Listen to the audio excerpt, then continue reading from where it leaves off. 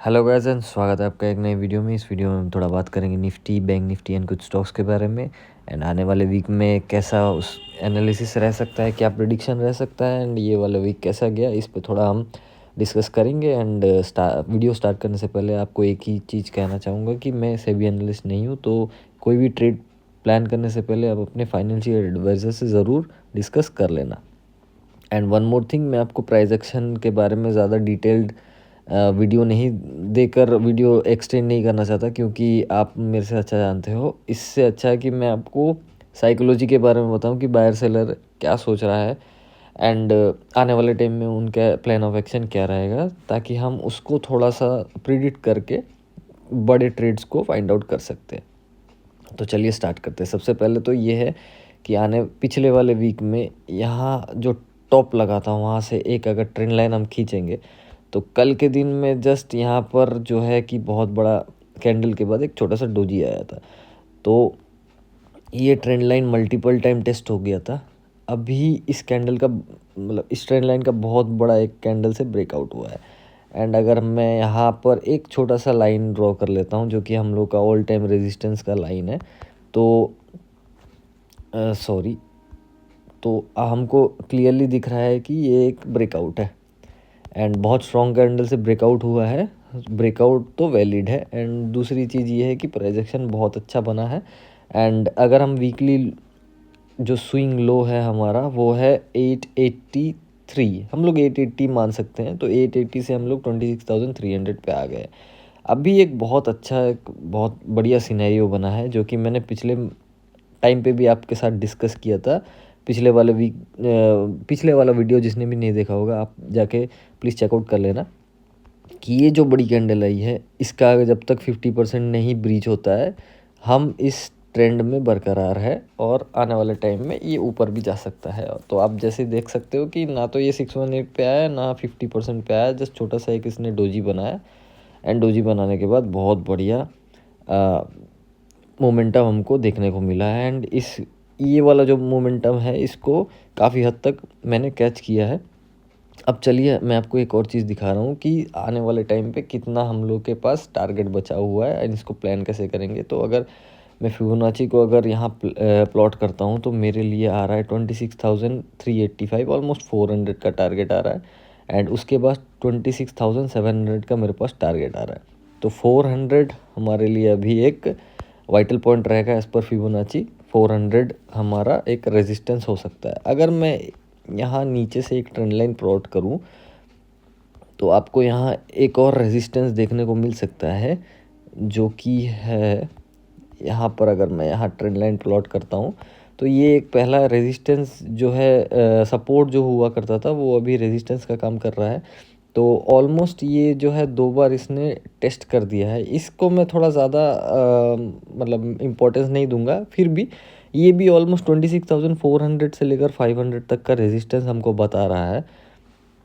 तो मेरे लिए अभी 26,400 बहुत बड़ा वाइटल पॉइंट रहेगा एंड आने वाले टाइम पे 800 तक का भी हमको टारगेट दिख सकता है। मेरे लिए 400 के बाद फिबोनाची 800 बता रहा है। 700 टू 800 मैं मान के चलता हूँ, क्योंकि हम लोग का जो रिसेंट बॉटम लगा था वो ऑलमोस्ट 25,700 लगा था एंड निफ्टी मंथली बेसिस पे 1000 पॉइंट का मूवमेंट करता है, तो ऑलमोस्ट 25,700 से लेकर 26,700 का हम लोग का एक रेंज खुलने वाला है एंड एक रेंज का ब्रेकआउट भी हुआ है। एंड अगर मैं आपको वीकली चार्ट में दिखाऊंगा तो प्रॉपर बुलिश एनगल्फिंग है, सॉरी। और इसने प्रीवियस बहुत सारे वीक मतलब जितने भी वीक में इसने कंसोलिडेशन किया है, दिसंबर का महीना इसको पूरा एक कैंडल में इसने उड़ा दिया है।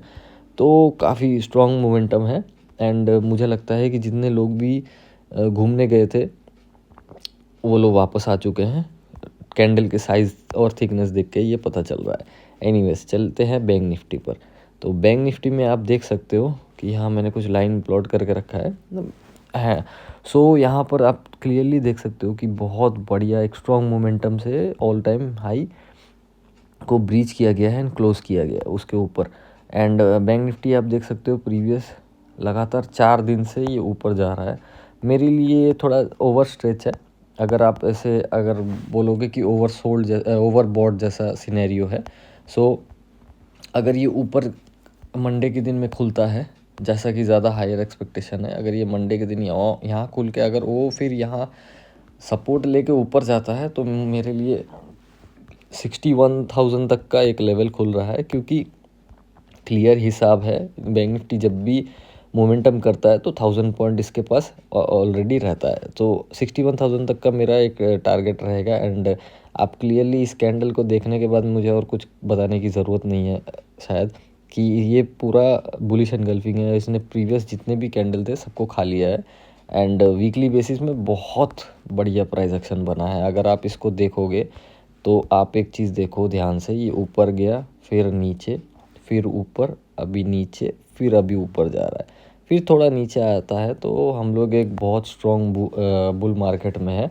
सो बैंक निफ्टी को मैंने बहुत दिन पहले ही बताया था आपको, अगर मैं डेली चार्ट में आता हूँ तो इन सब पैटर्न को ना छेड़ना नहीं होता है, ठीक है। इसके साथ आपको फ्लो में जाना है। ये जो जा रहा है इसके फ्लो में जाना है, इसके अगेंस्ट में कभी ट्रेंड मत करना। भले ये कंसोलिडेशन में जा सकता है, आपको छोटे छोटे माइनर डाउन ट्रेंड टाइप का दिखा सकता है, एक्चुअली वो डाउन ट्रेंड नहीं है, वो वीक पुल बैक्स है। तो यहाँ पर जो है फ्लैग एंड पुल बना है बहुत अच्छा, और ये अभी निकलने वाला है, ये निकल ही चुका है एक्चुअली। सो मेरे लिए 61,000 का एक टारगेट खुल रहा है। तो बैंक निफ्टी में मेरा पूरा क्लियर है। एंड मेरा एक एक्सपेक्टेशन है कि मंडे के दिन में एक गैप अप ओपनिंग हो सकती है। चलिए हम स्टॉक्स पे आते हैं। सबसे पहला स्टॉक रहेगा बीपीसीएल में आप एक चीज़ देखो, एक बहुत स्ट्रॉन्ग कैंडल ने प्रीवियस जो ऑल टाइम हाई था उसका ब्रेकआउट किया है।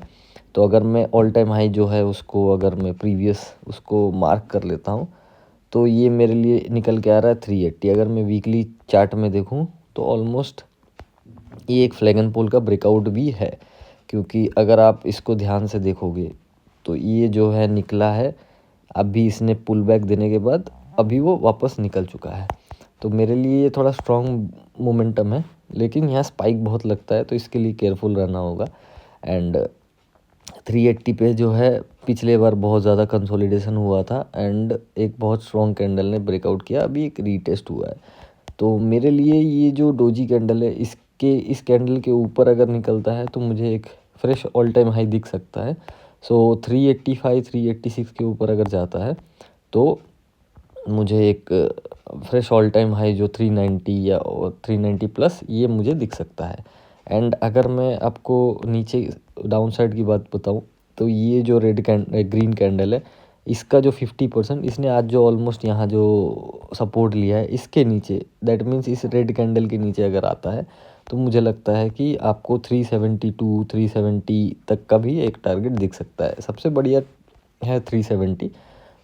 सो 372 तक को आप मतलब आपको आने वाले टाइम में दिख सकता है। तो मैं इसमें ज़्यादा बुलिश हूँ बियरिश होने के बजाय।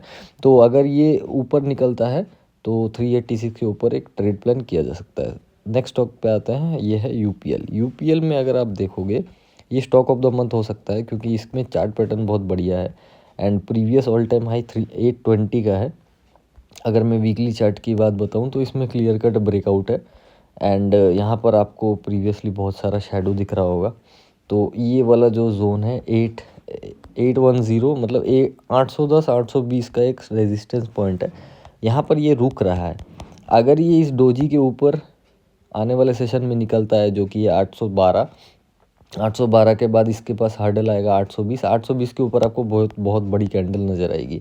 सो यूपीएल में स्टेप बाय स्टेप हमको बहुत अच्छा मोमेंटम नज़र आ सकता है आने वाले टाइम पे। एंड ये अगर इसका ट्रेंड जो है वो ब्रेक होगा ऑलमोस्ट 783 782 783 के नीचे, इसका ट्रेंड जो है रिवर्स होने स्टार्ट हो जाएगा।